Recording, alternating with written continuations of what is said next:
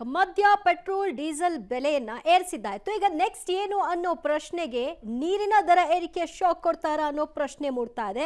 ಈ ಕುರಿತಾಗಿ DCM DK Shivakumar ಏನ್ ಹೇಳಿದ್ದಾರೆ? ಬೆಂಗಳೂರಿನಲ್ಲಿ ನೀರಿನ ದರ ಏರಿಕೆ ಆಗುತ್ತಾ? ಹಾಗಾದ್ರೆ ನೀರಿನ ದರ ಏರಿಕೆ ಕುರಿತಾಗಿ ಸುಳಿವನ್ನ ಕೊಟ್ಟಿದ್ದಾರೆ ಡಿಸಿಎಂ. ಬೆಂಗಳೂರಿನಲ್ಲಿ 10 ವರ್ಷದಿಂದ ಕುಡಿಯುವ ನೀರಿನ ಬೆಲೆ ಏರಿಕೆ ಆಗಿಲ್ಲ. ಜಲಮಂಡಳಿಗೆ ಪ್ರತಿ ವರ್ಷ ಹೊರೆ ಆಗ್ತಾ ಇದೆ. ಹೀಗಾಗಿ ಕುಡಿಯುವ ನೀರಿನ ದರ ಹೆಚ್ಚಳ ಮಾಡಬೇಕಾಗಿದೆ ಅನ್ನೋದರ ಹಿಂಟನ್ನ ಕೊಟ್ಟಿದ್ದಾರೆ. ನೀರಿನ ದರ ಏರಿಕೆಯ ಕುರಿತಾಗಿ ಡಿಸಿಎಂ ಡಿಕೆ ಶಿವಕುಮಾರ್ ಅವರು ಮಾತನಾಡೋ ಮೂಲಕವಾಗಿ ನೆಕ್ಸ್ಟ್ ಬಸ್ ಟಿಕೆಟ್ ದರ ಏರಿಕೆ ಆಗಬಹುದು ಅನ್ನೋ ಅಂದಾಜಿತ್ತು. ಆದರೆ ನೀರಿನ ದರ ಹೆಚ್ಚಳ ಮಾಡೋದ್ರ ಕುರಿತಾಗಿ ಈಗ ಆಲೋಚನೆ ಮಾಡ್ತಾ ಇದೆ ಸರ್ಕಾರ ಅನ್ನೋದ್ರ ಕುರಿತ ಡಿಸಿಎಂ ಮಾತನಾಡಿದ್ದಾರೆ.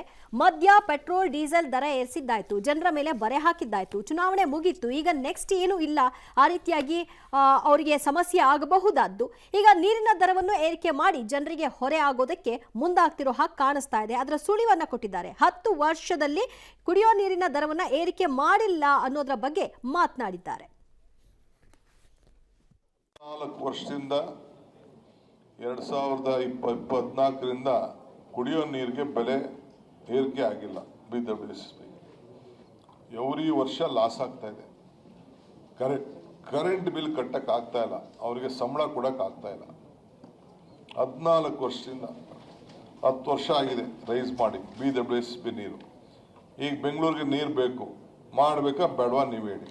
ಈಗ ಪವರ್ ಬಿಲ್ ಅವರು ಜಾಸ್ತಿ ಮಾಡಿದ್ರು, ನಾವು ಬಂದ ಮೇಲೆ ಅದನ್ನು ತಿರ್ಗಾ ಮಾಡಿ ಮಧ್ಯ 1 ರೂಪಾಯಿ ನಾವು ತಿರ್ಗಾ ಅದನ್ನು ರಿಡ್ಯೂಸ್ ಮಾಡಿದ್ದು. ನಮ್ಮ KRC ಚೇರ್ಮನ್ ಅದಕ್ಕೆ ಒಂದು ಗೈಡೆನ್ಸ್ ಮಾಡಿ ಅದೆಲ್ಲರನ್ನು ನೋಡಿ ಸ್ವಲ್ಪ ವಿಪರೀತ ಆಗ್ತಾ ಇದೆ. ಯಾಕೆಂದರೆ ಬೇರೆ ಕಡೆಯಿಂದ ಬಂದ ಇನ್ವೆಸ್ಟರ್ಸ್ ಕೂಡ ಫ್ಯಾಕ್ಟ್ರಿ ಮತ್ತೊಂದು ಸಾರ್ವಜನಿಕರಿಗೆಲ್ಲ ತೊಂದರೆ ಆಗ್ತದೆ ಅಂತ.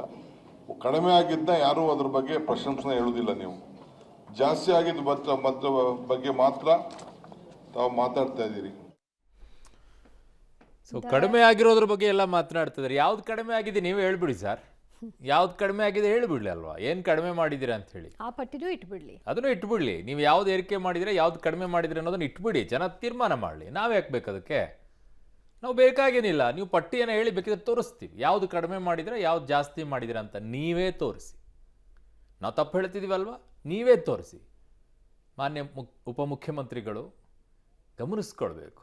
ಬಡವರ ಪರವಾಗಿ, ಮಧ್ಯಮದವರ ಪರವಾಗಿ ನಾವೆಲ್ಲ ಹೇಳ್ತಾ ಇದ್ರಲ್ಲ, ನಿಜವಾಗಿಯೂ ಇದೆಯಾ? ಈ ರೀತಿಯಾಗಿ ಮಾಡ್ತಾ ಇದ್ರು. ಇನ್ನೂ ಈಗಿದೆ ಪೆಟ್ರೋಲ್ ಡೀಸೆಲ್ ಏರಿಕೆ ಮಾಡಿದ್ರಲ್ಲ, ರೇಟ್ ಆಗುತ್ತೆ ಅದರದ್ದು ಕೂಡ.